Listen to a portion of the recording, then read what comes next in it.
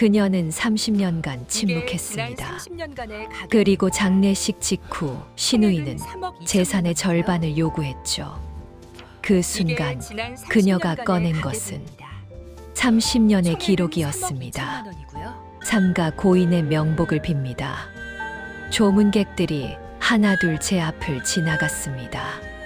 저는 고개를 숙이며 인사를 받았습니다. 눈물은 이미 말라버렸습니다. 남편 민재가 세상을 떠난 지 이틀째였습니다. 너무 갑작스러웠습니다. 아침에 출근하더니 회사에서 쓰러졌다는 연락을 받았죠. 병원에 도착했을 때는 이미 늦었습니다. 엄마, 괜찮으세요? 옆에서 딸 수진이가 제 손을 꼭 잡았습니다. 괜찮아. 저는 그렇게 대답했지만 괜찮지 않았습니다. 30년을 함께 산 남편이었습니다. 좋을 때도 힘들 때도 함께였죠. 장례식장은 조문객들로 붐볐습니다. 남편의 회사 동료들, 친구들, 친척들, 모두들 남편을 그리워하며 왔습니다. 언니, 뒤에서 누군가 저를 불렀습니다. 돌아보니 신우이 지은이가 서 있었습니다. 지은 씨, 오빠, 정말 어떻게 이럴 수가. 지은이가 손수건으로 눈물을 닦았습니다. 붉게 부은 눈이 보였죠. 오빠를 어떻게 보내요? 내 오빠인데. 지은이는 흐느끼며 영정 앞에 절을 했습니다. 저는 지은이를 바라보았습니다. 30년 동안 봐온 신우이였습니다. 남편의 유일한 동생이었죠. 하지만 뭔가 이상했습니다. 지은이의 눈빛이요. 눈물을 흘리고 있었지만 그 눈빛에서 슬픔만 느껴지지 않았습니다. 뭔가 다른 감정이 섞여 있는 것 같았죠. 계산하는 듯한 그런 눈빛. 아니야, 내가 너무 예민한 거겠지. 저는 고개를 저었습니다. 신우이도 오빠를 잃은 슬픔에 빠져 있을 텐데 제가 나쁘게 생각하는 거겠죠. 그날 밤 조문객들이 모두 돌아가고 나서였습니다. 저는 빈소 옆 작은 방에서 잠시 쉬고 있었습니다. 언니, 괜찮으세요? 지은이가 들어왔습니다. 응, 괜찮아. 많이 힘드시죠? 저도. 정말. 지은이가 다시 눈물을 보였습니다. 하지만 그 눈물이 진짜인지 알 수 없었습니다. 언니, 그런데 지은이가 조심스럽게 말을 꺼냈습니다. 오빠 보험은 들어놓으신 거 있어요? 응. 저는 놀라서 지은이를 쳐다보았습니다. 보험? 오빠가 죽은 지 이틀밖에 안 됐는데 벌써 보험 얘기를? 그냥 장례 비용도 많이 들고 하니까 혹시나 해서요. 지은이가 어색하게 웃었습니다. 보험은 있어요. 그래요? 다행이다. 그럼 장례 비용은 괜찮겠네요. 지은이는 그렇게 말하고는 방을 나갔습니다.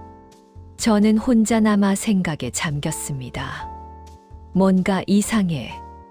오빠가 죽었는데 제일 먼저 하는 질문이 보험 얘기라니. 아니야, 지은 씨도 걱정돼서 그런 거겠지. 저는 다시 고개를 저었습니다. 장례 둘째 날, 지은이는 계속 빈소에 있었습니다. 조문객들에게 제 오빠예요. 정말 좋은 오빠였어요. 라며 울먹였죠.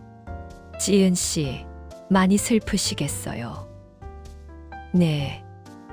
오빠가 저를 얼마나 아껴줬는데. 지은이는 조문객들에게 자신이 얼마나 오빠를 사랑했는지 말했습니다. 저는 그 모습을 보며 씁쓸했습니다. 30년 동안 지은이는 늘 오빠에게 손을 벌렸습니다. 돈이 필요하다고, 아이들 학비가 필요하다고, 집 수리비가 필요하다고.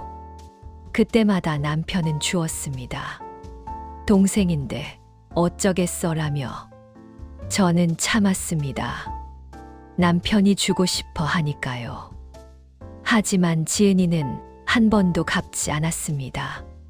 그리고 지금 오빠가 죽었는데도 제일 먼저 보험 얘기를 하다니. 엄마, 괜찮으세요? 수진이가 걱정스럽게 물었습니다. 응, 괜찮아. 고모 좀 이상하지 않아요? 수진이가 작은 목소리로 말했습니다. 왜?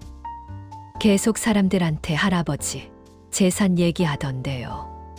오빠가 얼마나 잘 살았는지, 집이 얼마짜리인지. 저는 아무 말도 하지 못했습니다. 수진이의 말이 맞았습니다. 지은이는 조문객들에게 남편이 얼마나 성공했는지 자랑하고 있었죠. 왜 그러는 걸까? 불안한 예감이 들었습니다. 장례 마지막 날, 발인을 앞두고 있었습니다. 저는 남편의 영정 앞에 앉아 있었습니다. 여보, 정말 갈 거예요? 저는 작은 목소리로 중얼거렸습니다. 30년을 함께 살았는데 이렇게 갑자기. 눈물이 다시 흘러내렸습니다. 이제 나 혼자 어떻게 살아요? 언니, 지은이가 다가왔습니다. 오빠, 보내드려야죠. 응. 언니, 힘내세요. 제가 있잖아요. 지은이가 제 어깨를 토닥였습니다. 하지만 그 손길이 왠지 차갑게 느껴졌습니다. 발인이 시작되었습니다. 영구차가 출발하고 저희는 차를 따라 장지로 향했습니다. 남편을 땅에 묻는 순간 저는 정말 끝이라는 걸 실감했습니다. 여보, 잘 가요. 저는 마지막 인사를 했습니다. 장례를 모두 마치고 집으로 돌아왔습니다. 집은 텅 비어 있었습니다. 남편이 없는 집. 이제 이 집에는 저와 수진이만 남았습니다. 엄마, 이제 어떻게 하실 거예요? 수진이가 물었습니다. 글쎄, 일단 좀 쉬어야겠지. 저는 소파에 앉았습니다. 피곤했습니다. 몸도 마음도. 그때 핸드폰이 울렸습니다. 지은이에게서 온 문자였습니다. 언니, 오늘 수고 많으셨어요. 내일 시간 되시면 한 번 만나요. 오빠 일로 얘기할 게 있어요. 저는 문자를 보며 한숨을 쉬었습니다. 오빠 일로 얘기할 게 있다고? 장례를 마친 지 몇 시간도 안 됐는데 불길한 예감이 현실이 되려는 것 같았습니다.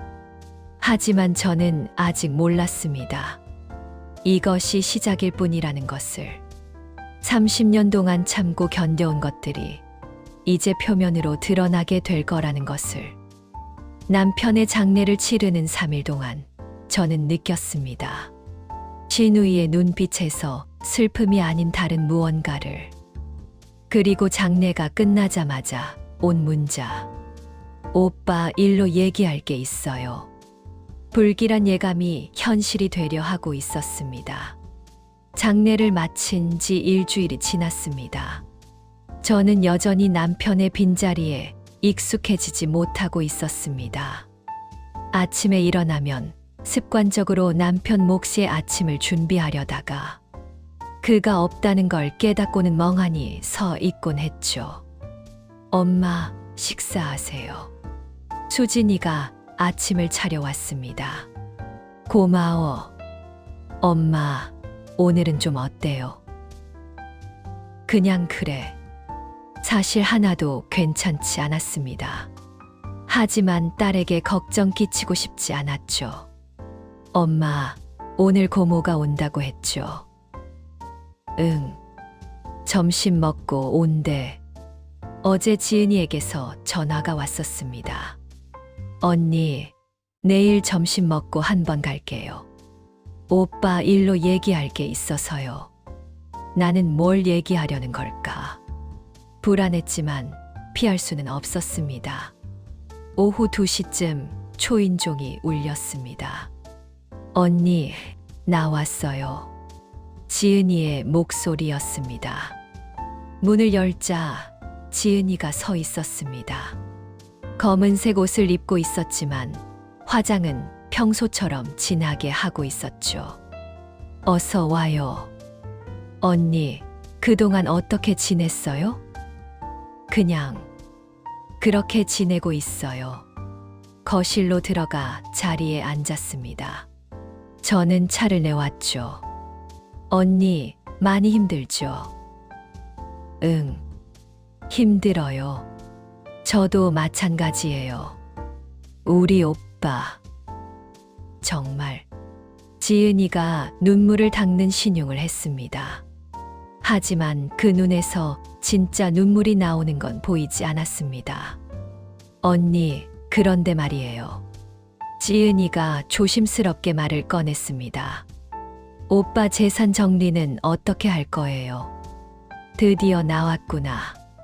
저는 속으로 한숨을 쉬었습니다.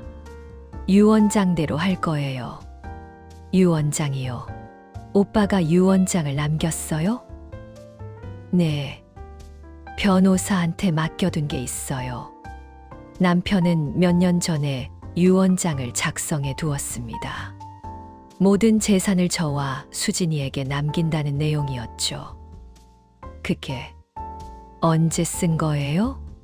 3년 전쯤요. 아, 지은이의 얼굴이 굳어졌습니다. 그럼 그 유 원장에 제 이름은 없다는 거네요. 지은 씨 이름은 없어요. 그럴 수가. 지은이가 차를 내려놓았습니다. 언니, 그건 좀 이상하지 않아요? 뭐가요? 오빠 재산인데 친동생인 저한테 아무것도 안 남긴다는 게요. 지은이의 목소리가 날카로워졌습니다. 오빠는 저를 얼마나 아꼈는데. 그런데 유 원장에 제 이름이 없다니. 지은 씨, 그건 언니가 오빠를 설득한 거 아니에요. 뭐라고요? 저는 놀라서 지은이를 쳐다보았습니다. 오빠한테 저 빼고 유 원장 쓰라고 한 거 아니냐고요. 지은이의 목소리가 높아졌습니다. 지은 씨, 그런 말 하지 마세요. 민재 씨가 스스로 결정한 거예요. 아니에요. 오빠가 절대 그러실 리 없어요. 지은이가 소리쳤습니다. 오빠는 저를 사랑했어요. 동생인 저한테 아무것도 안 남길 리가 없어요. 지은 씨, 언니가 오빠를 조종한 거죠? 평생 그렇게 사셨잖아요. 무슨 소리예요? 오빠한테 제가 뭔가 부탁하면 언니가 막 눈치 주고 그랬잖아요. 저는 기가 막혔습니다. 눈치를 준 게 아니라 지은이가 너무 자주, 너무 많이 요구했기 때문이었습니다. 지은 씨, 진정하세요. 진정하라고요? 오빠 재산에 제 몫도 있는데 어떻게 진정해요?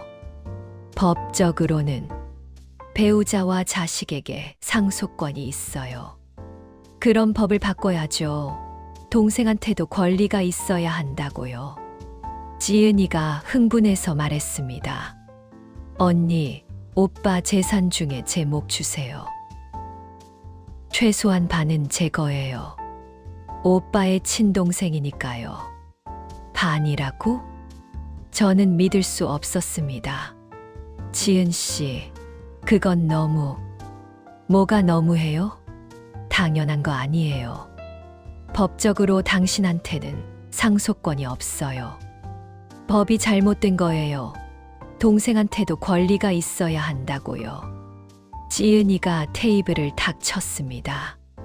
언니, 변호사랑 상담할 거예요. 제 권리를 찾을 거예요. 그리고 언니, 잘 생각해 보세요. 오빠가 평생 모은 재산, 언니 혼자 다 가질 생각이에요. 지은이가 일어섰습니다. 저 갈게요. 변호사랑 상담하고 다시 연락드릴게요. 지은이는 그렇게 말하고는 집을 나갔습니다. 저는 혼자 남아 멍하니 앉아 있었습니다. 이게 무슨 일이지? 저녁이 되어 수진이가 돌아왔습니다. 엄마, 고모 다녀갔어요? 응. 어떤 얘기 하셨어요? 저는 오늘 있었던 일을 수진에게 말해 주었습니다. 뭐라고요? 재산의 반을 달라고요? 수진이가 믿을 수 없다는 표정으로 소리쳤습니다. 법적으로도 권리가 없는데 무슨 소리예요? 고모는 그래도 자기 권리라고 생각하나 봐. 말도 안 돼요. 아빠가 평생 고모한테 얼마나 많이 도와줬는데. 수진이가 분노했습니다. 엄마, 이거 그냥 넘어가면 안 돼요. 나도 알아. 고모가 변호사 대동하고 온다고 했죠. 엄마도 변호사 선임하세요.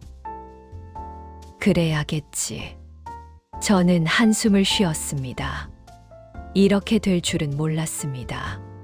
장례를 치르고 일주일밖에 안 지났는데 벌써 재산 싸움이 시작되다니.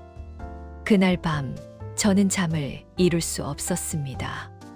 지은이의 말이 계속 머릿속을 맴돌았습니다. 오빠 재산 중에 제 목 주세요. 최소한 반은 제 거예요. 반이라니. 30년 동안 남편과 제가 함께 모은 재산인데 그 중반을 달라고? 저는 화가 났습니다. 하지만 동시에 두려웠습니다. 지은이가 정말 법적 조치를 취하면 어떻게 하지? 아니야, 법적으로 권리가 없다고 했잖아. 하지만 지은이는 포기하지 않을 것 같았습니다. 저는 일어나 서재로 갔습니다. 그리고 책장 뒤에 숨겨둔 상자를 꺼냈습니다. 상자 안에는 가계부들이 가득 들어 있었습니다. 30년간 매일 써온 가계부. 저는 가계부를 펼쳤습니다. 1995년 1월 1일. 제가 이 집에 시집 온 날부터 쓰기 시작한 가계부였습니다. 매일매일 들어온 돈과 나간 돈을 빠짐없이 기록했죠. 그리고 그 안에는 지은이에게 빌려준 돈도 모두 기록되어 있었습니다. 1996년 3월 5일. 지은 씨에게 500만 원 대출. 사업 자금. 1997년 8월 12일. 지은 씨에게 300만 원 대출. 생활비. 1999년 2월 20일. 지은 씨에게 1,000만 원 대출. 집 수리비. 그리고 계속. 30년 동안 빌려준 돈이 얼마인지 세어본 적은 없었습니다. 하지만 엄청난 금액에 거라는 건 알고 있었죠. 저는 가계부를 보며 생각했습니다. 혹시 이걸 보여줘야 하는 걸까? 아니야, 아직은 아니야. 남편이 살아계셨다면 절대 이런 걸 꺼내지 말라고 하셨을 겁니다. 동생인데 그냥 도와주는 거지. 남편은 늘 그렇게 말했습니다. 하지만 이제 남편은 없습니다. 그리고 지은이는 변했습니다. 아니, 어쩌면 원래 이런 사람이었는지도 모르죠. 저는 가계부를 다시 상자에 넣었습니다. 아직은 때가 아니야. 하지만 필요하다면 언젠가는 보여줘야 할지도 모릅니다. 30년간의 진실을. 최소한 반은 제 거예요. 신우이의 노골적인 요구에 저는 충격을 받았습니다. 하지만 저에게는 30년간 기록한 가계부가 있었습니다. 아직은 꺼내지 않았지만 언젠가는 보여줘야 할 진실이 그 안에 담겨 있었습니다. 다음 날 아침 저는 일찍 일어났습니다. 어젯밤 가계부를 다시 꺼내본 뒤로 잠을 제대로 이루지 못했습니다. 30년간의 기록들이 머릿속을 스쳐 지나갔죠. 엄마, 일찍 일어나셨네요.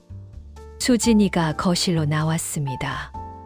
응, 잠이 안 와서. 어제 일 때문에 그러시죠? 그런 것 같아. 수진이가 제 옆에 앉았습니다. 엄마, 고모가 정말 변호사 대동하고 올까요? 올 거야. 지은이는 포기하지 않을 것 같아. 저는 한숨을 쉬었습니다. 엄마, 수진이가 조심스럽게 말했습니다. 어제 서재에 계셨죠? 뭐 보고 계셨어요? 가계부요? 응. 내가 시집 온 날부터 지금까지 쓴 가계부. 수진이의 눈이 커졌습니다. 30년 동안요? 그래. 매일 빠짐없이 썼어. 엄마, 그 가계부에 고모 얘기도 있어요? 저는 고개를 끄덕였습니다. 수진아, 솔직히 말할게. 그 가계부에는 고모한테 빌려준 돈이 전부 기록되어 있어. 얼마나요? 세어본 적은 없지만 엄청날 거야. 수진이가 입을 벌렸습니다. 엄마, 그럼 그걸 보여주세요. 고모가 변호사 데려온다고 하잖아요. 수진아, 왜요? 증거가 있는데 왜 안 보여주세요?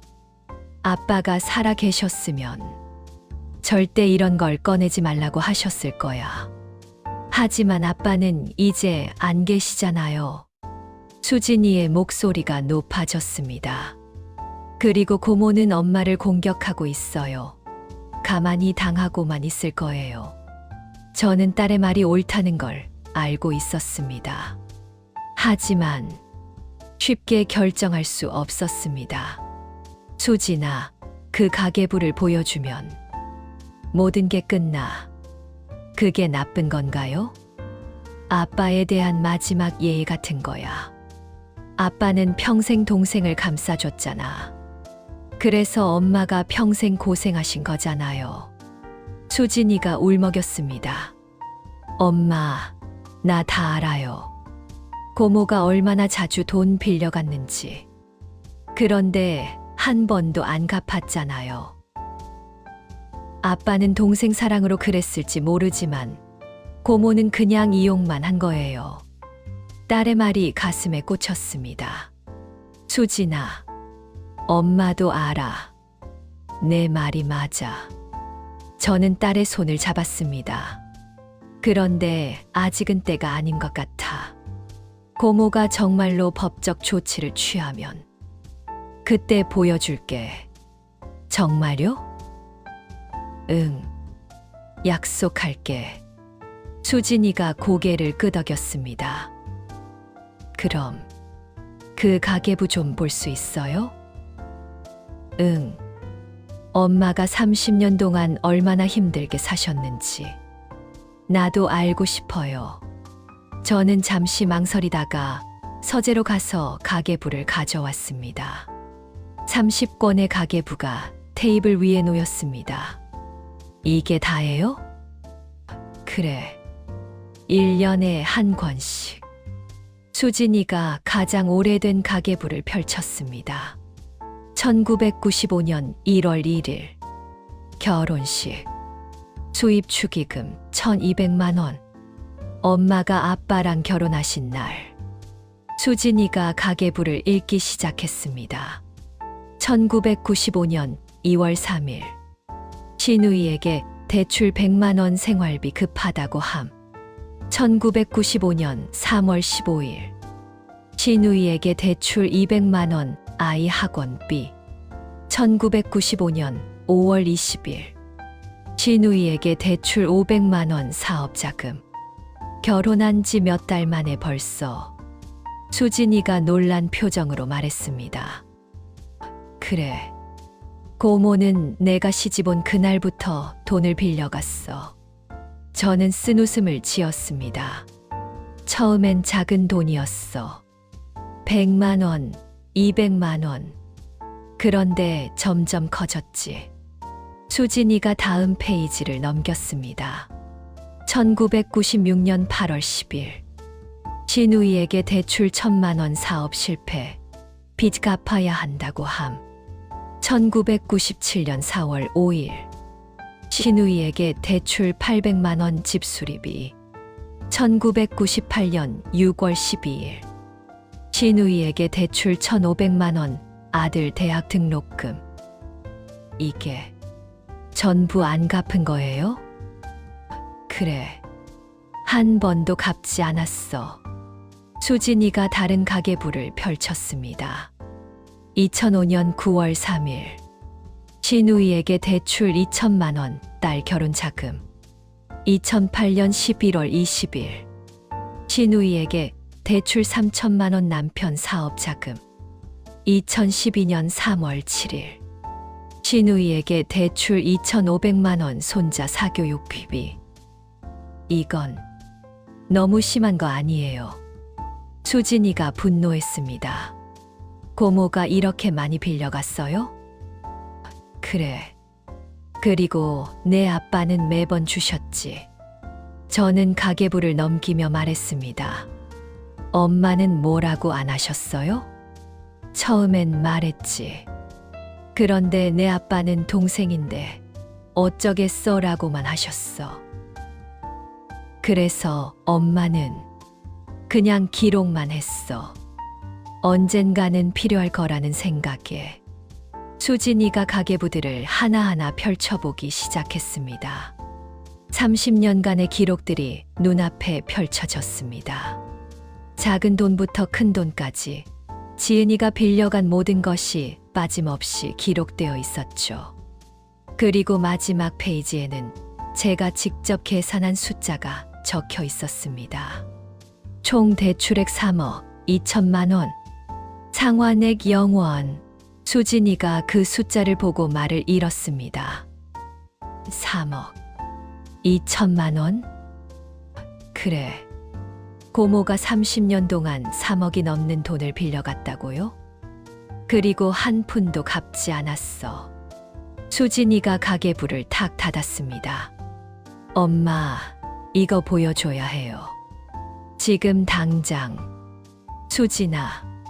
아니에요. 고모가 뭔데 엄마한테 재산 내놓으라고 해요? 30년 동안 3억이나 빌려갔으면서. 수진이의 얼굴이 붉어졌습니다. 엄마, 고모는 엄마를 호구로 본 거예요. 아빠 살아계실 때는 돈을 받아먹고 아빠 돌아가시니까 이제 재산까지 가져가려는 거잖아요. 이건 너무해요.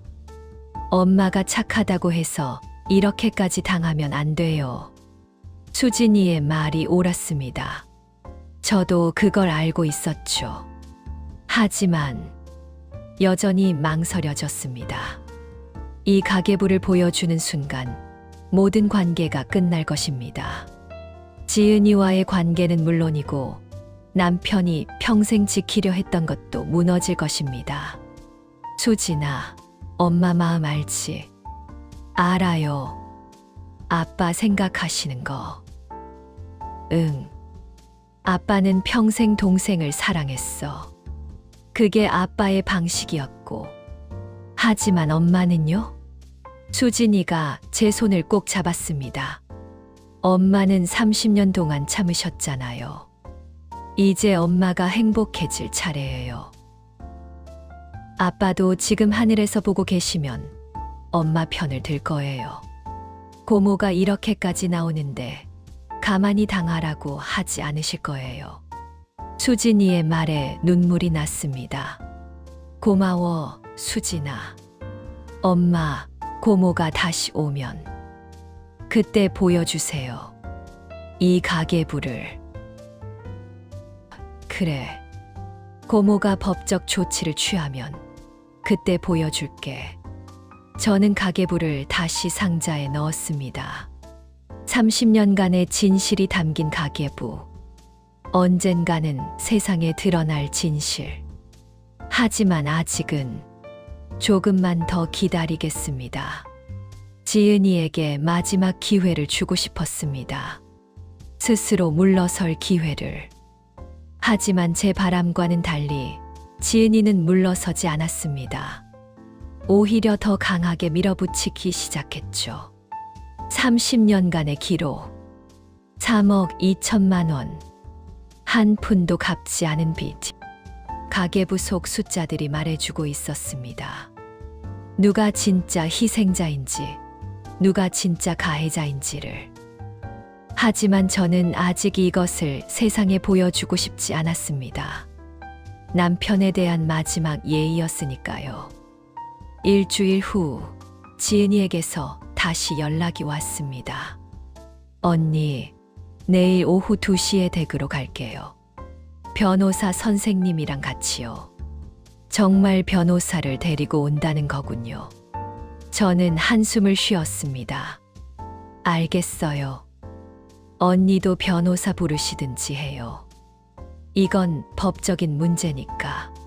전화가 끊겼습니다. 수진이가 옆에서 물었습니다. 엄마, 고모가 뭐래요? 내일 변호사랑 같이 온대. 그럼 엄마도 변호사 부르세요. 그래야겠지. 저는 아는 변호사에게 전화를 걸었습니다. 남편 친구 중 한 분이셨죠. 선생님, 제가 상담 좀 받고 싶은데요. 다음 날 오후 2시. 초인종이 울렸습니다. 문을 열자 지은이와 낯선 남자가 서 있었습니다. 40대 중반쯤 되어 보이는 정장을 입은 남자였죠. 언니, 들어가도 돼요? 어서 와요. 거실로 들어가자 지은이가 소개했습니다. 여기는 김철수 변호사님이에요. 상속 전문이시래요. 안녕하세요. 김철수입니다. 변호사가 명함을 건넸습니다. 저는 박미숙이고요. 이쪽은 제 딸 수진이에요. 안녕하세요. 수진이가 냉랭하게 인사했습니다. 그리고 이쪽은 제 변호사 이영호 선생님이세요. 저희 쪽 변호사도 함께 자리했습니다.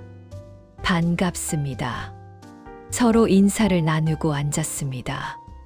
분위기가 무거웠습니다. 마치 법정에 온 것 같았죠. 지은이의 변호사가 입을 열었습니다. 박미숙 씨, 오늘 제가 온 이유는 간단합니다. 제 의뢰인 강지은 씨의 상속권에 대해 논의하기 위해서입니다. 상속권이요? 네. 고인이 된 강민재 씨의 친동생으로서 강지은 씨에게도 일정 부분 상속권이 있다고 봅니다. 저희 쪽 변호사가 끼어들었습니다. 김 변호사님, 민법상 형제자매에게는 직계존 비속이 있을 경우 상속권이 없습니다. 알고 있습니다. 하지만 도의적인 책임은 있지 않습니까? 도의적 책임과 법적 권리는 다른 문제입니다. 두 변호사가 법적 공방을 시작했습니다. 저는 그저 듣고만 있었습니다. 박미숙 씨, 지은이의 변호사가 저를 쳐다보았습니다. 고인은 평생 동생을 아꼈다고 들었습니다. 그런데 유 원장의 동생 이름이 없다는 게 말이 됩니까? 그건 민재 씨가 결정하신 거예요. 정말 고인의 뜻이었습니까? 아니면 박미숙 씨가 영향을 미친 건 아닙니까? 뭐라고요? 저는 기가 막혔습니다. 제 의뢰인의 말에 따르면 박미숙 씨는 평소에도 형제 간 친밀함을 방해했다고 합니다. 그건 거짓말이에요. 수진이가 소리쳤습니다. 우리 엄마가 언제 그랬어요? 수진아, 진정해. 저는 딸을 말렸습니다. 김 변호사님, 근거 없는 추측은 하지 말아주세요. 저희 변호사가 차분하게 말했습니다. 그럼 증거를 보여드리죠. 지은이의 변호사가 서류를 꺼냈습니다. 이것은 제 의뢰인이 작성한 진술서입니다. 지난 30년간 박미숙 씨가 어떻게 형제 관계를 방해했는지 상세히 기록되어 있습니다. 진술서라니. 저는 서류를 받아 읽기 시작했습니다. 그런데 읽으면 읽을수록 화가 치밀어 올랐습니다. 박미숙은 오빠가 저에게 돈을 빌려줄 때마다 눈치를 주었습니다. 박미숙은 명절 때마다 저를 무시했습니다. 박미숙은 제 자식들에게 관심도 보이지 않았습니다. 거짓말 투성이었습니다. 이게 다 거짓말이에요. 거짓말이라는 증거가 있습니까? 저는 할 말을 잃었습니다. 그때 지은이가 입을 열었습니다. 언니, 이렇게 하고 싶지 않았어요. 하지만 언니가 제 권리를 인정 안 하니까 어쩔 수 없잖아요. 지은이의 눈에는 눈물이 없었습니다. 오직 차가운 결심만이 있었죠. 언니, 마지막으로 한 번 더 물을게요. 오빠 재산 중에 제 목 주실 거예요? 안 주실 거예요? 법적으로 당신한테는 권리가 없어요. 그럼 법으로 가는 수밖에 없네요. 지은이가 일어섰습니다. 김 변호사님, 소송 준비 부탁드려요. 알겠습니다. 지은이의 변호사가 고개를 끄덕였습니다. 그리고 언니, 한 가지 더 말할게요. 지은이가 문 앞에서 돌아섰습니다. 저 이번 주말에 친척 모임 있는 거 아시죠? 거기서 다들한테 말할 거예요. 언니가 오빠 재산 독차지하려고 한다고. 뭐라고요? 친척들도 다 알 권리가 있잖아요. 오빠가 얼마나 열심히 모은 재산인데 언니가 혼자 다 가져가려고 한다는 거. 지은 씨, 그럼 이만. 지은이와 변호사가 나갔습니다. 저는 자리에 주저앉았습니다. 엄마, 수진이가 저를 부축했습니다. 괜찮으세요? 괜찮아. 하지만 괜찮지 않았습니다. 이영호 변호사가 말했습니다.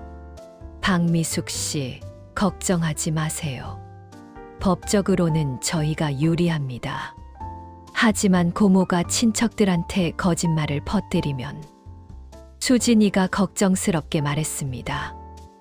그건 막을 방법이 없습니다. 변호사의 말에 저는 더 무너졌습니다. 며칠 뒤 예상했던 일이 일어났습니다. 친척 중 한 분에게서 전화가 왔습니다. 미숙아, 나 고모야. 네, 고모.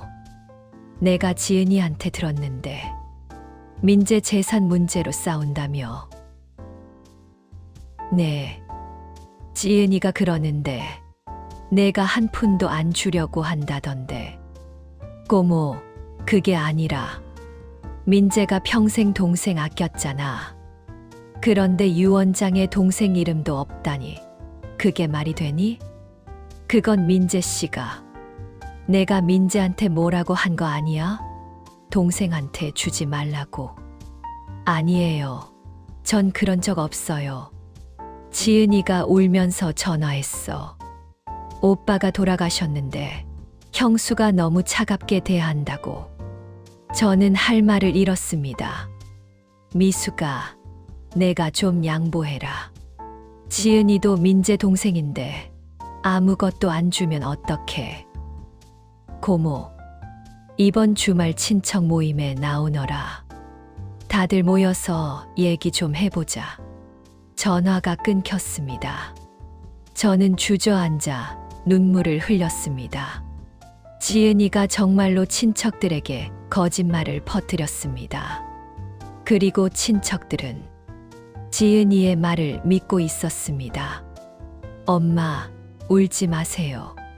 수진이가 제 등을 토닥였습니다.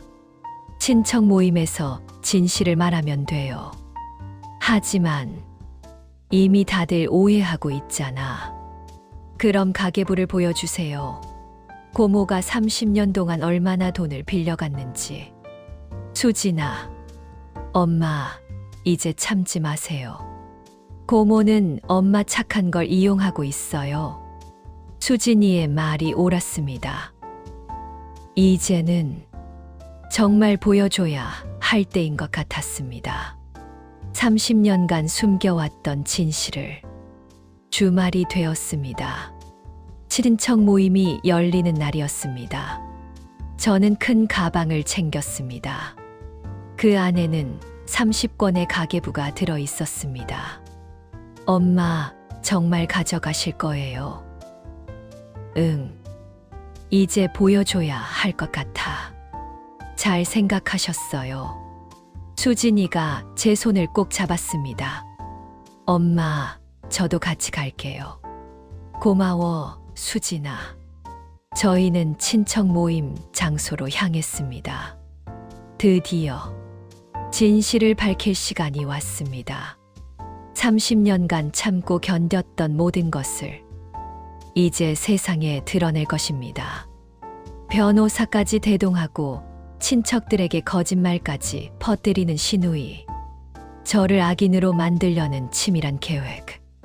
하지만 저에게도 준비가 있었습니다. 30권의 가계부. 이제 진실을 보여줄 시간입니다. 친척 모임 하루 전이었습니다. 저는 집에서 가계부를 다시 한번 확인하고 있었습니다. 내일 친척들 앞에서 이것을 공개하게 될 것입니다. 떨렸습니다. 하지만 피할 수 없었죠. 그때 초인종이 울렸습니다. 누구세요? 인터폰을 확인하니 지은이가 서 있었습니다. 왜 또 왔을까? 저는 문을 열었습니다. 언니, 지은이가 들어왔습니다. 오늘은 혼자였습니다. 무슨 일이에요? 언니, 내일 친척 모임 전에 마지막으로 얘기하고 싶어서 왔어요.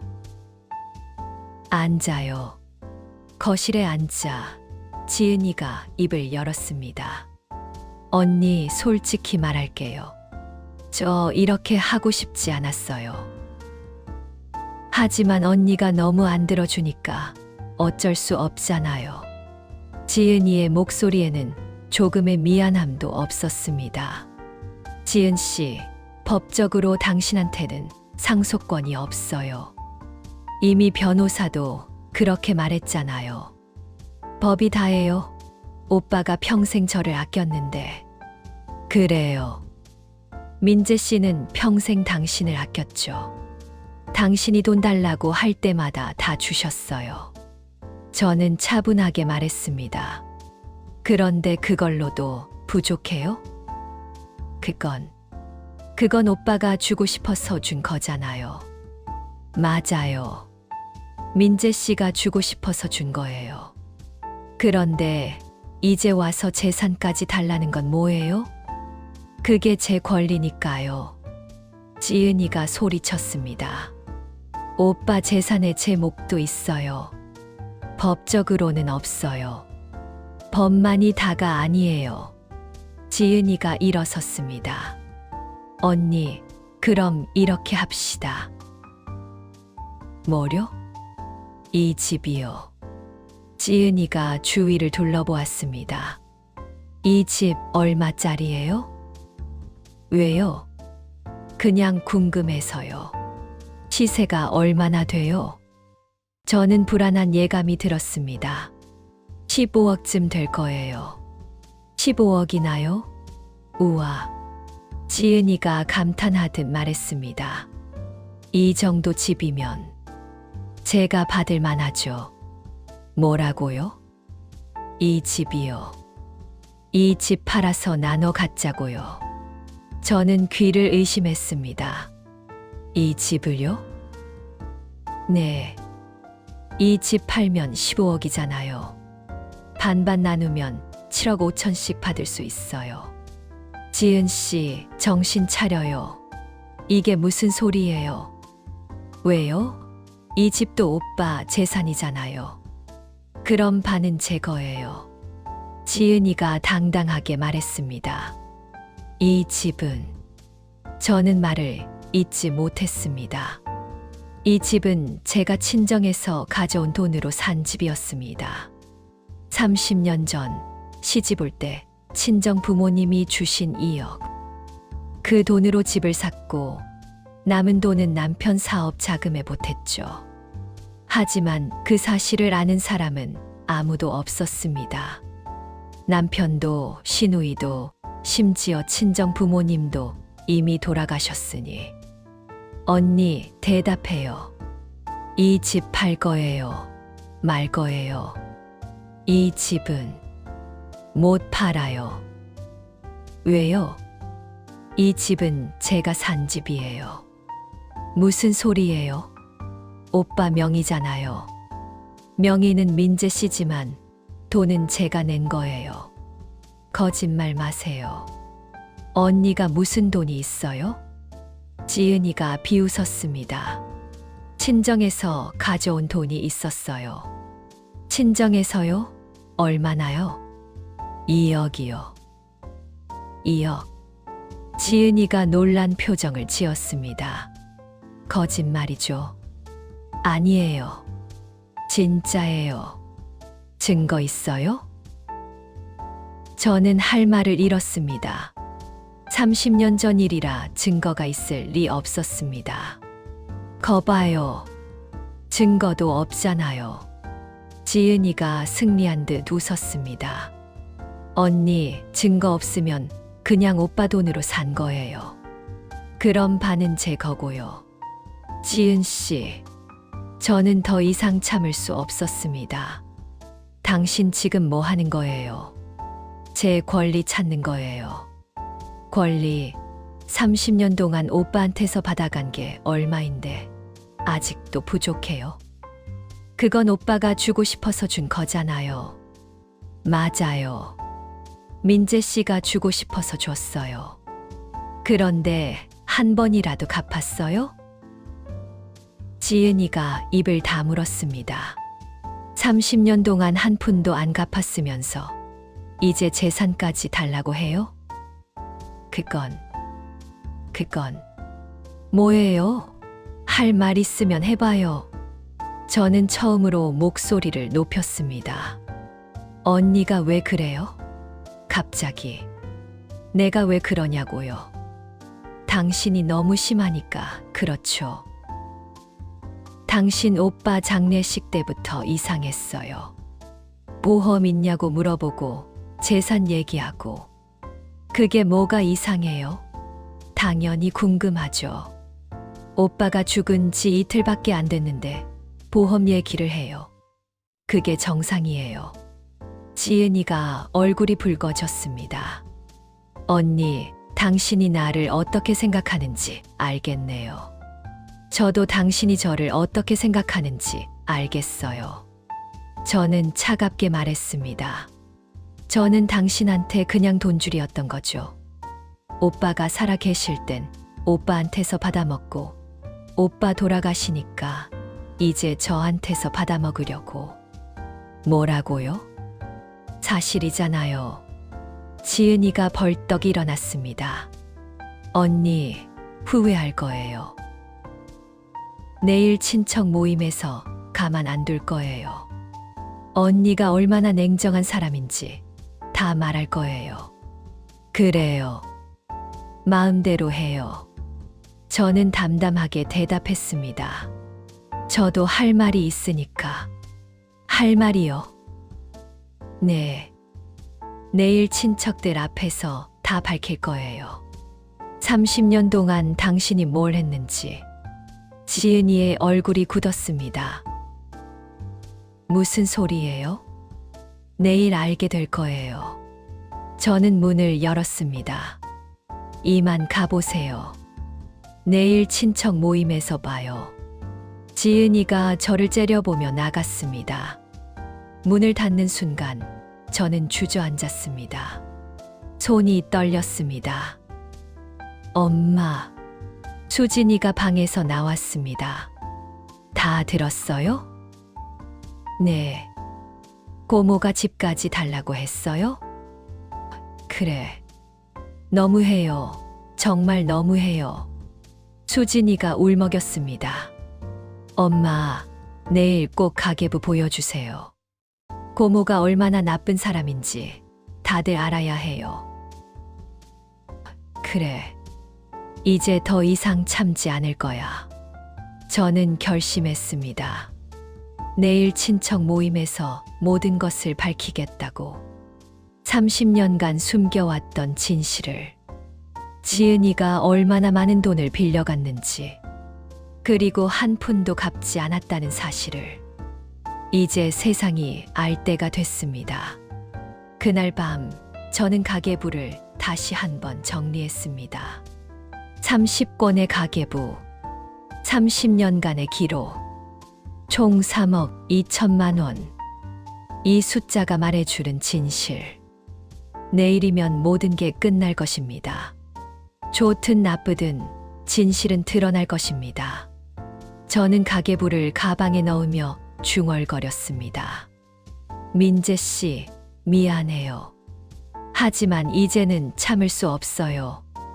남편이 살아 계셨다면 반대했을 것입니다. 하지만 이제 남편은 없습니다. 그리고 저는 이 집도 반은 제 거예요.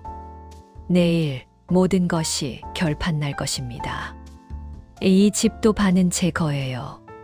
진우이의 요구는 끝이 없었습니다. 재산도 모자라 집까지. 제가 친정에서 가져온 돈으로 산 집까지. 이제 더 이상 참을 수 없었습니다. 내일 친척들 앞에서 30년간의 진실을 모두 밝히겠습니다.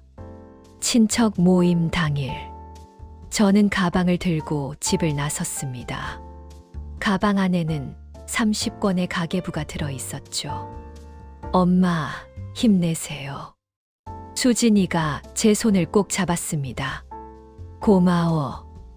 모임 장소는 큰 식당이었습니다. 민재의 고모, 삼촌, 사촌들. 약 15명 정도가 모였습니다. 미수가 왔구나. 고모가 저를 맞이했습니다. 네, 고모. 앉아라. 지은이도 곧 올 거야. 자리에 앉자 친척들의 시선이 저에게 쏠렸습니다. 불편한 시선들이었습니다. 저 사람이 민재 재산 독차지하려는 사람이구나. 그런 눈빛들이 느껴졌습니다. 10분쯤 지나 지은이가 도착했습니다. 죄송해요. 늦었어요. 지은이는 눈이 빨갛게 부어 있었습니다. 울고 온 것처럼 보였죠. 지은아, 괜찮니? 네, 고모. 그냥. 지은이가 눈물을 닦았습니다. 연기군요. 저는 속으로 생각했습니다. 자, 다들 모였으니 얘기 좀 해보자. 고모가 입을 열었습니다. 오늘 모인 이유는 다들 알지? 민재 일 때문이야. 민재가 갑자기 세상을 떠나는 바람에 재산 문제가 좀 복잡해졌어. 고모가 저를 쳐다보았습니다. 미수가, 내가 설명 좀 해봐라. 민재 유원장이 어떻게 돼 있다고? 유원장에는 모든 재산을 저와 수진이에게 남긴다고 되어 있어요. 지은이 이름은 없어. 없어요. 친척들이 웅성거리기 시작했습니다. 그게 말이 돼. 친동생인데 아무것도 안 남긴다고? 뭔가 이상한데. 지은이가 울먹이며 말했습니다. 고모, 오빠가 그러실 리 없다고 생각해요. 무슨 뜻이야? 오빠는 평생 저를 아껴주셨어요. 제가 힘들 때마다 도와주시고. 지은이가 눈물을 흘렸습니다. 그런 오빠가 유언장에 제 이름을 빼셨을 리 없어요. 누군가 오빠를 설득한 거예요. 지은이가 저를 쳐다보았습니다. 형수님이 오빠한테 뭐라고 하신 거 아니에요. 형수님은 평소에도 제가 오빠한테 가는 걸 싫어하셨어요. 명절 때도 오지 말라고 하시고. 그건 아니에요. 저는 반박했습니다. 명절엔 저희도 여행을 갔어요. 그래서 지은 씨한테도 자유롭게 하라고 한 거예요. 그게 그거죠. 저를 안 만나려고 하신 거잖아요. 지은이가 소리쳤습니다. 30년 동안 형수님은 저를 무시하셨어요. 제가 뭔가 부탁하면 눈치 주시고 제 아이들한테도 관심 없으셨어요. 지은 씨, 그건 거짓말이에요. 거짓말이요. 그럼 증거 있어요? 지은이의 말에 저는 말문이 막혔습니다. 저는 증거 있어요. 지은이가 가방에서 서류를 꺼냈습니다. 이건 제가 작성한 진술서예요. 지난 30년간 형수님이 어떻게 저를 대했는지 다 기록했어요. 진술서를 친척들에게 돌렸습니다. 친척들이 하나씩 읽기 시작했습니다. 이게 사실이야, 미수가? 삼촌이 물었습니다. 아니에요. 다 거짓말이에요. 근데 지은이가 거짓말할 이유가 있나? 미수가 솔직히 말해봐. 내가 민재한테 동생 빼고 유언장 쓰라고 한 거 아니야? 아니에요. 민재 씨가 스스로 결정하신 거예요. 그럼 왜 동생 이름이 없어? 민재가 그렇게 동생 아꼈는데. 삼촌의 목소리가 높아졌습니다. 지은이가 얼마나 힘들게 살았는데 오빠 유산이라도 좀 받아야 하는 거 아니야? 힘들게 살았다고요? 저는 기가 막혔습니다. 지은 씨는 30년 동안 민재한테서 돈을 받아갔어요. 그게 뭐가 어때? 오빠가 동생 도와주는 게 당연하잖아. 하지만 한 번도 갚지 않았어요. 그건 삼촌이 말을 멈췄습니다. 빌린 돈은 갚아야 하는 거 아니에요. 가족끼리 빌린 돈을 꼭 갚아야 해. 그게 무슨 가족이야. 고모가 소리쳤습니다. 저는 할 말을 잃었습니다. 이 사람들은 이미 지은이 편이었습니다. 미수가 솔직히 말하자면 고모가 저를 쳐다보았습니다. 내가 너무 인색한 것 같아. 민재가 평생 벌어놓은 재산인데 동생한테 조금 나눠주면 어때? 인색하다고요? 그래. 법적으로야 내가 다 가질 수 있겠지만 도의적으로는 동생한테도 줘야 하는 거 아니야? 도의적으로요? 저는 웃음이 나왔습니다. 그럼 도의적으로 지은 씨는 빌린 돈 갚아야 하는 거 아니에요. 또 그 얘기야. 지은이가 소리쳤습니다. 오빠가 주고 싶어서 준 돈인데 왜 자꾸 갚으라고 해요? 주고 싶어서 준 게 아니라 빌려준 거잖아요. 증거 있어요? 저는 숨을 깊이 들이마셨습니다. 이제 보여줄 때입니다. 증거 있어요. 저는 가방을 열었습니다. 그리고 30권의 가계부를 테이블 위에 쏟아냈습니다. 뭐야, 이게? 친척들이 놀라서 쳐다보았습니다. 이건 제가 30년 동안 쓴 가계부예요. 저는 가계부 하나를 펼쳤습니다. 1995년 2월 3일. 지은 씨에게 대출 100만 원. 1995년 3월 15일. 지은 씨에게 대출 200만 원. 1995년 5월 20일. 지은 씨에게 대출 500만 원. 저는 계속 읽어 내려갔습니다. 1996년 8월 10일. 지은 씨에게 대출 1000만 원. 1997년 4월 5일. 지은 씨에게 대출 800만 원. 친척들이 조용해졌습니다. 2005년 9월 3일 지은 씨에게 대출 2천만 원. 2008년 11월 20일 지은 씨에게 대출 3천만 원. 2012년 3월 7일 지은 씨에게 대출 2,500만 원. 저는 마지막 페이지를 펼쳤습니다. 총 대출액 3억 2천만 원. 상환액 0원.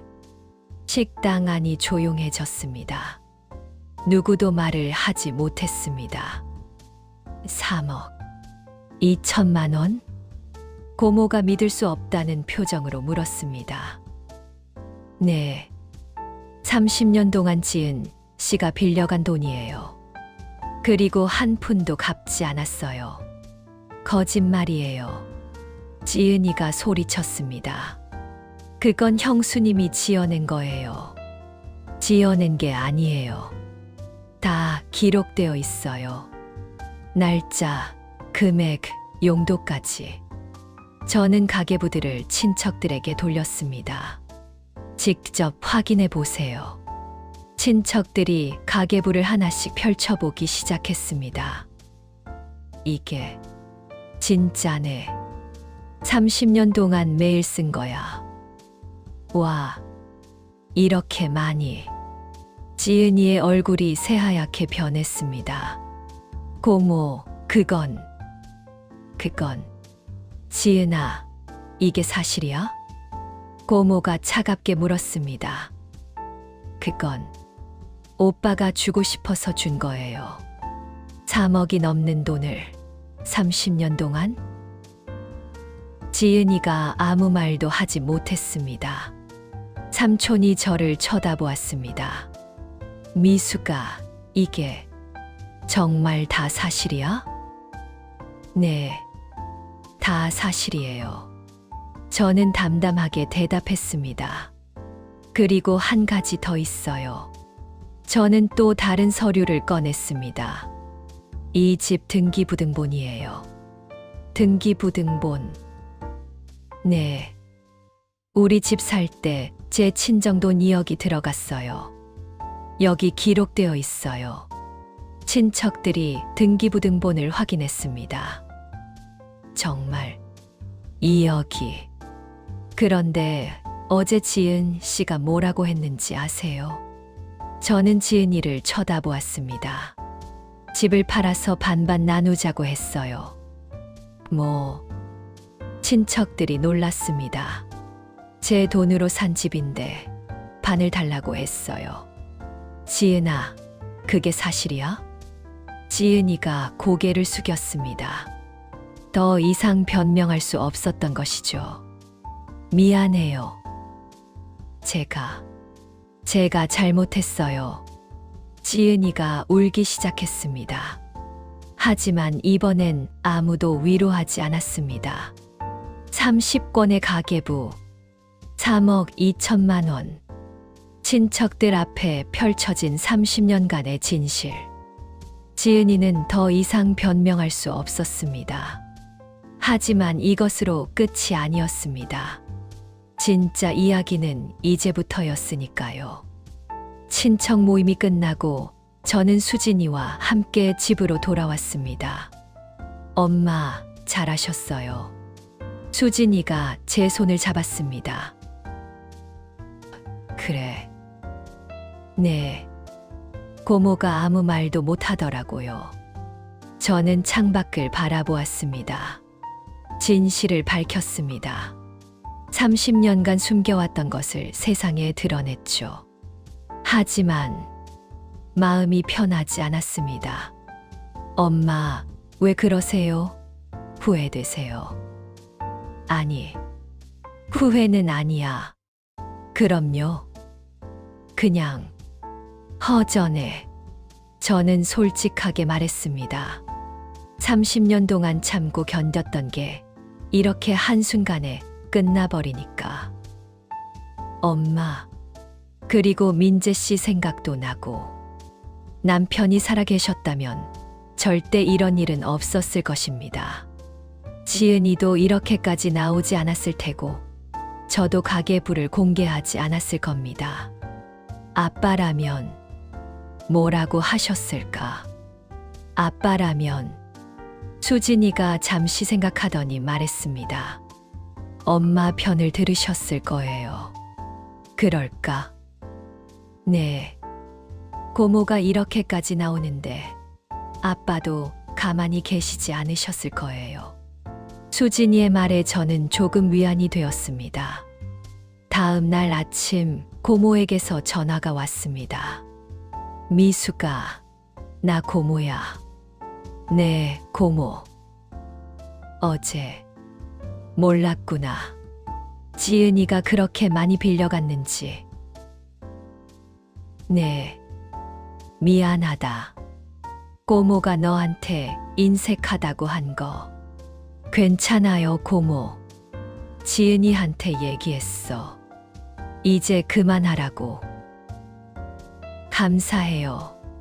그 애도 많이 반성하고 있어. 너한테 사과하고 싶어 하던데. 저는 잠시 침묵했습니다. 고모, 저 아직은 지은 씨 만나기 힘들 것 같아요. 그래, 그럴 만도 하지. 천천히 해라. 전화를 끊었습니다. 지은이가 반성하고 있다고? 저는 믿기지 않았습니다. 진심으로 반성하는 걸까요? 아니면 망신당해서 어쩔 수 없이 꼬리를 내린 걸까요? 일주일이 지났습니다. 그동안 친척들에게서 여러 번 연락이 왔습니다. 미수가 고생 많았다. 30년 동안 잘 참았어. 지은이가 너무했어. 모두들 저를 위로했습니다. 하지만 왠지 모르게 공허했습니다. 제가 원했던 건 위로가 아니었습니다. 그냥 인정받고 싶었던 것 같습니다. 제가 30년 동안 참고 견뎠던 것을. 그리고 이제 그걸 인정받았지만 마음 한편이 여전히 무거웠습니다. 어느 날 지은이에게서 문자가 왔습니다. 언니, 죄송합니다. 제가 너무 심했어요. 한 번 만나서 사과드리고 싶어요. 저는 문자를 보고 한참을 고민했습니다. 만나야 할까요? 엄마, 만나지 마세요. 수진이가 단호하게 말했습니다. 고모는 진심으로 사과하는 게 아니에요. 그냥 망신당해서 어쩔 수 없이 하는 거예요. 그럴까? 네. 고모가 정말 반성했다면 진작에 빌린 돈 갚으려고 했을 거예요. 수진이의 말이 옳았습니다. 저는 지은이에게 답장을 보냈습니다. 아직은 만나기 힘들 것 같아요. 시간이 필요해요. 한 달이 흘렀습니다. 저는 조금씩 일상으로 돌아갔습니다. 남편 없이 사는 삶에 익숙해지려고 노력했고, 가계부 공개 이후의 여파도 점점 잠잠해졌습니다. 지은이에게서는 더 이상 연락이 오지 않았습니다. 아마 포기한 것 같았습니다. 어느 날 저는 가계부를 다시 꺼내보았습니다. 30권의 가계부, 30년간의 기록. 이제 이 가계부는 그 역할을 다 했습니다. 진실을 밝혔으니까요. 저는 가계부를 넘기며 생각에 잠겼습니다. 내가 뭘 위해 이렇게 살았을까? 30년 동안 매일매일 기록했던 이유가 뭐였을까요? 언젠가 이렇게 될 줄 알았던 걸까요? 아니면 그냥 습관이었던 걸까요?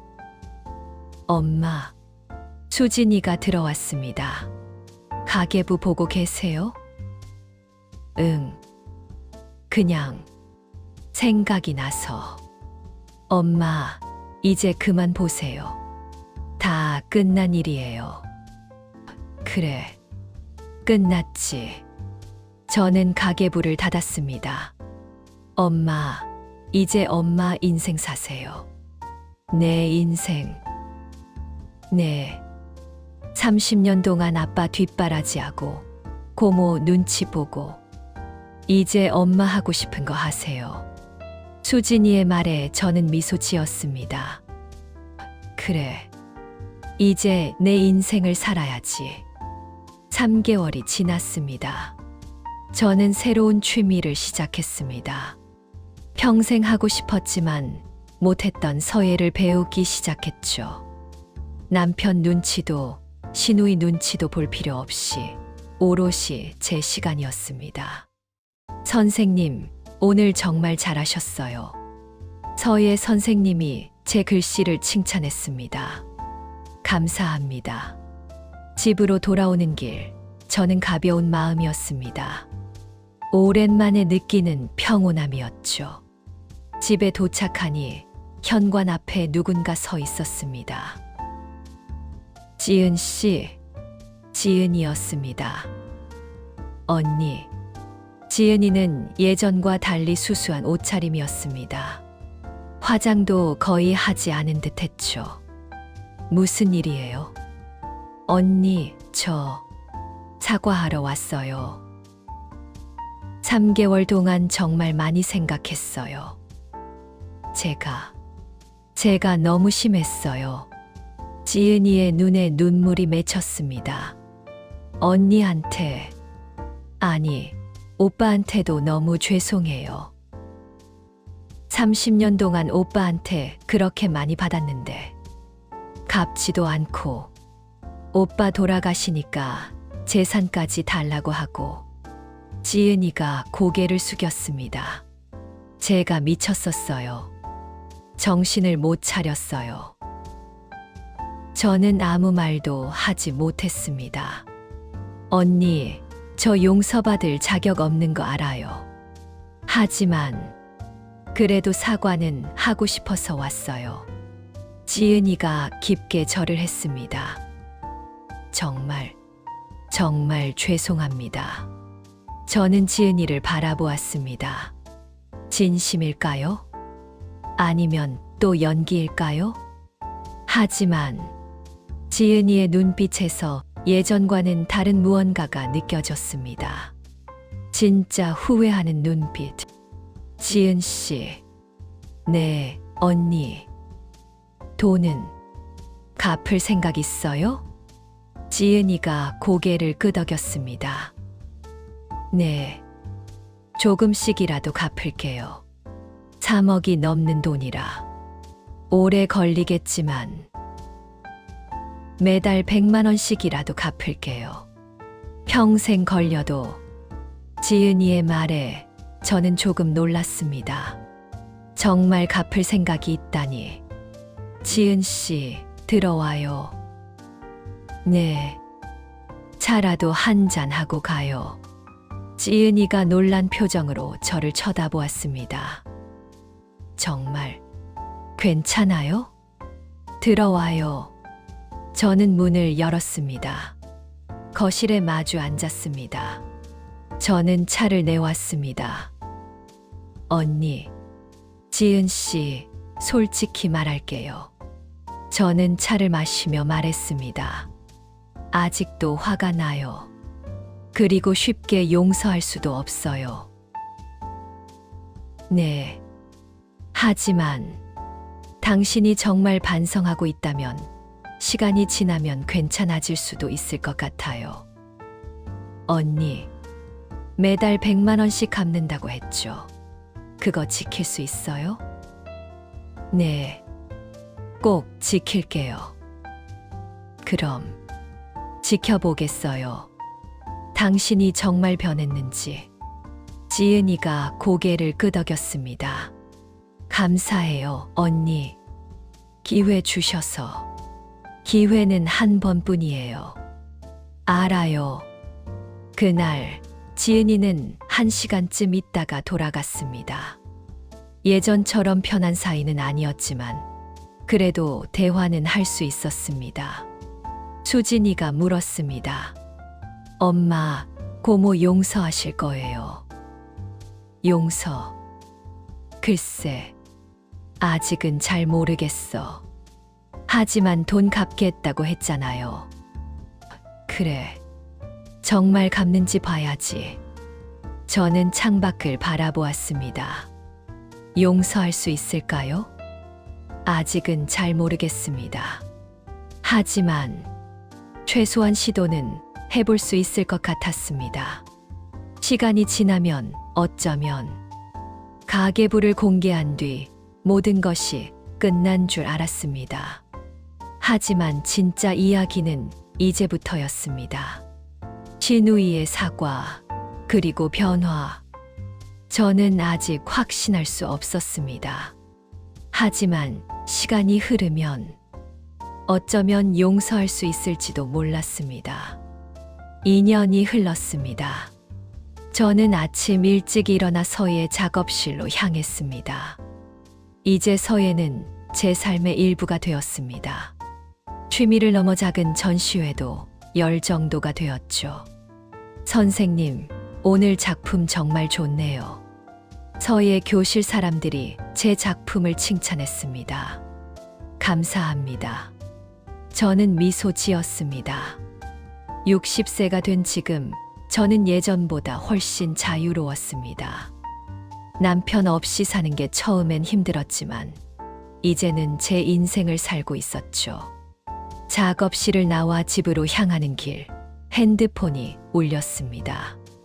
엄마, 나 수진이야. 응, 수진아. 엄마, 오늘 저녁에 우리 집으로 올 수 있어요? 왜? 무슨 일 있어? 아니, 그냥 엄마 얼굴 보고 싶어서요. 그리고 고모도 같이 오신대요. 지은 씨가. 네, 저한테 연락 왔는데 엄마 뵙고 싶다고. 저는 잠시 망설였습니다. 알았어. 갈게. 저녁 시간 수진이의 집에 도착했습니다. 수진이는 결혼한 지 1년이 되었고 이제 곧 아이도 태어날 예정이었습니다. 엄마, 오셨어요? 응. 배 많이 불렀네. 이제 다음 달이면 출산이에요. 수진이가 배를 쓰다듬었습니다. 고모는 아직 안 오셨어요? 아니요. 곧 오실 거예요. 잠시 후 초인종이 울렸습니다. 제가 나갈게요. 수진이가 문을 열자 지은이가 들어왔습니다. 언니, 안녕하세요. 어서 와요. 지은이는 2년 전보다 더 많이 변해 있었습니다. 화려하던 옷차림은 온데간데 없고 수수한 옷을 입고 있었죠. 수진아, 축하해. 곧 출산이라며? 네, 고모. 감사해요. 이거 조금이지만. 지은이가 봉투를 건넸습니다. 괜찮은데. 아니야, 받아. 고모가 축하해 주고 싶어서. 수진이가 봉투를 받았습니다. 거실에 앉아 차를 마시며 이야기를 나누었습니다. 언니, 요즘 어떻게 지내세요? 그냥 그렇게 지내요. 지은 씨는? 저는 열심히 살고 있어요. 지은이가 조심스럽게 말했습니다. 파트타임 일 2개 하면서 매달 돈 모으고 있어요.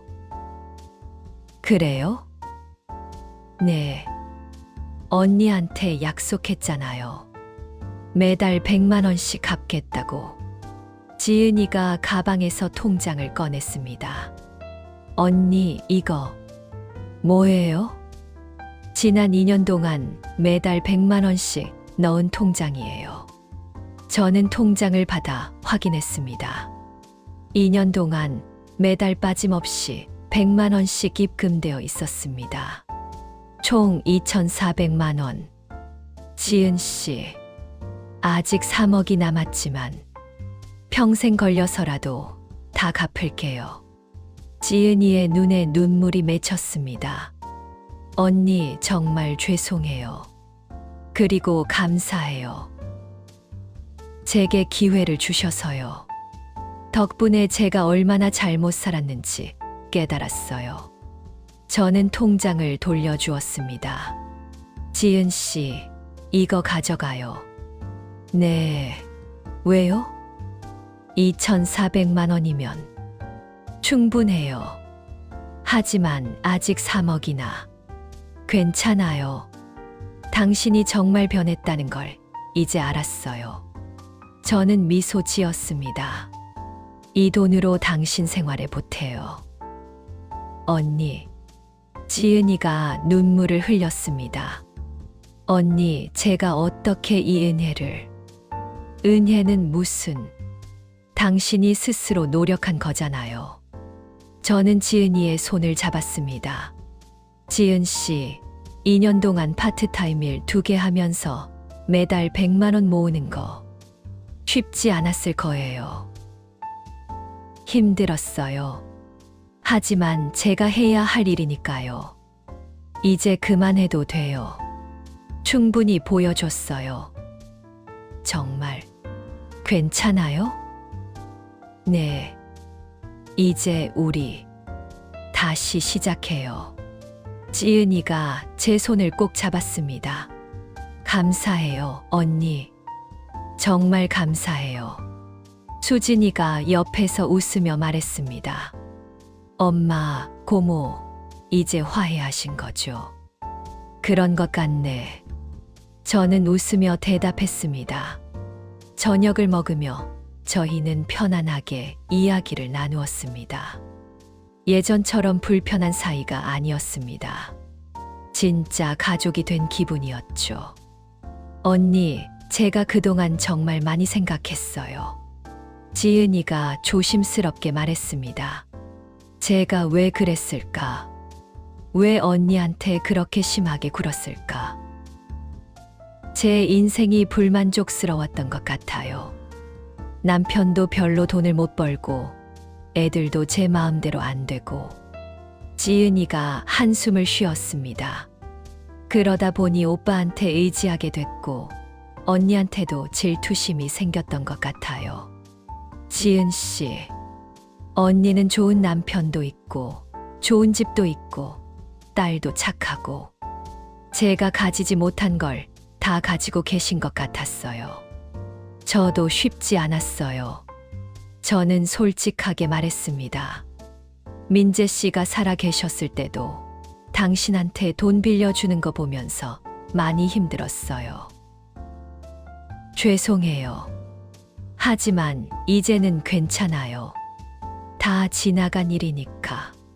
저는 차를 마시며 말했습니다.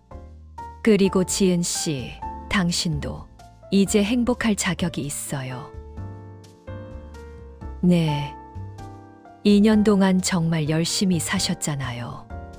이제 당신도 당신 인생을 사세요. 지은이가 눈물을 닦았습니다.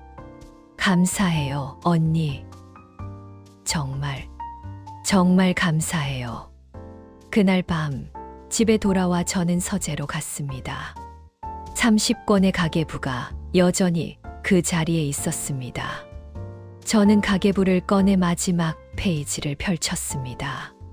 총 대출액 3억 2천만 원, 상환액 2,400만 원, 남은 금액 2억 9,600만 원. 저는 펜을 들어 밑에 작게 썼습니다. 나머지는 탕감. 2027년 12월. 그리고 가계부를 닫았습니다.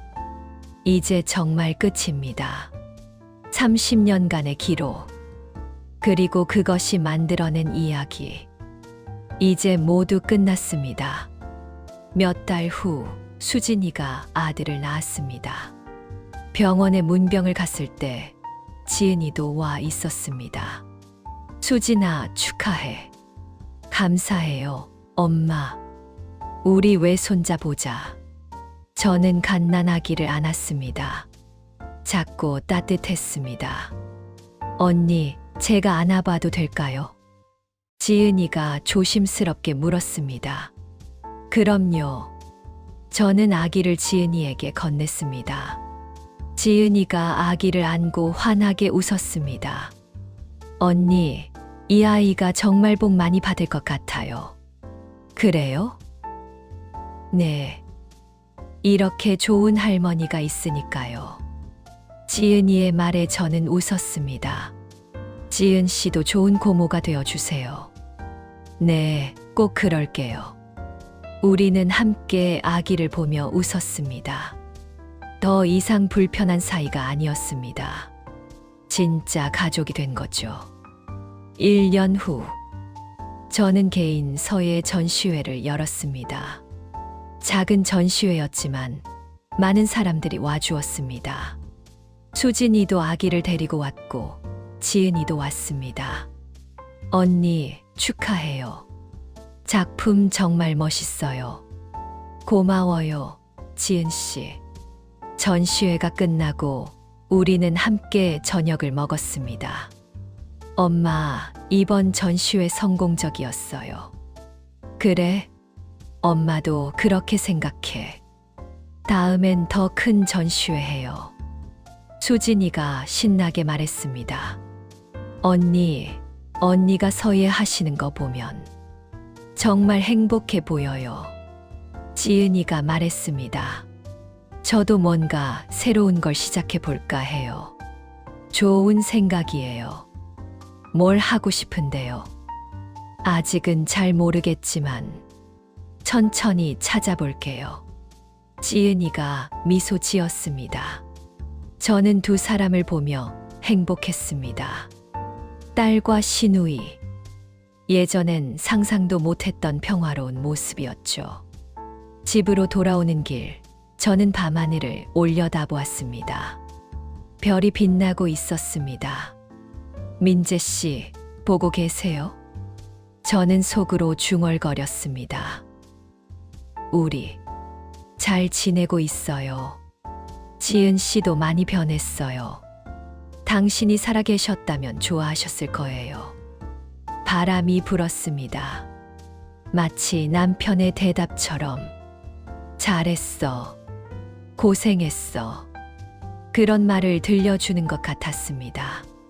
저는 미소 지으며 집으로 향했습니다. 집에 도착해 저는 서재로 갔습니다. 30권의 가계부. 저는 가계부를 꺼내 마지막으로 한번 펼쳐보았습니다.